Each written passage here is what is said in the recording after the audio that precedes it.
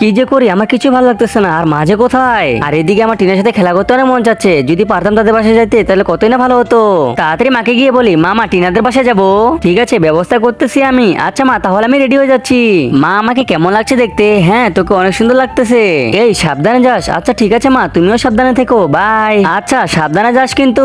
দুষ্টুটা তো চলে গেল, এখন বাসাটা ফাঁকা ফাঁকা লাগতেছে। আজকে আমি টিনাদের বাসায় যাচ্ছি, অনেক মজা হবে। তাড়াতাড়ি করে যাই। রাজু, তুমি এসেছো? রিমি মামুনি, এই নাও তোমার মিষ্টি। আমি এখন যাই। আচ্ছা ঠিক আছে আঙ্কেল, সাবধানে যাবেন। আচ্ছা ঠিক আছে, চলো রাজু, আমরা এখন ভিতরে যাই। হ্যাঁ চলো, আমি এখানে বসে পড়ি। কিন্তু মা যে কি করছে, মার কথা তো আমার অনেক মনে পড়ছে। ছোটু আর মা কি মন খারাপ করে আছে নাকি ভালো আছে কে জানে। এই দেখো রাজু, রাজু চলো আমরা এখন পুতুল খেলি।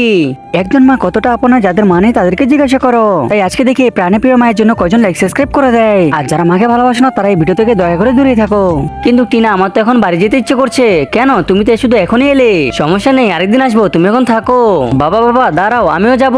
কেন? আচ্ছা ঠিক আছে চল। থ্যাংক ইউ বাবা, আবার আমাকে আমার মার কাছে নিয়ে আসার জন্য। মা, আমি চলে এসেছি। কি রাজু, তুই চলে এসেছিস? তাড়াতাড়ি আমার কাছে আয়।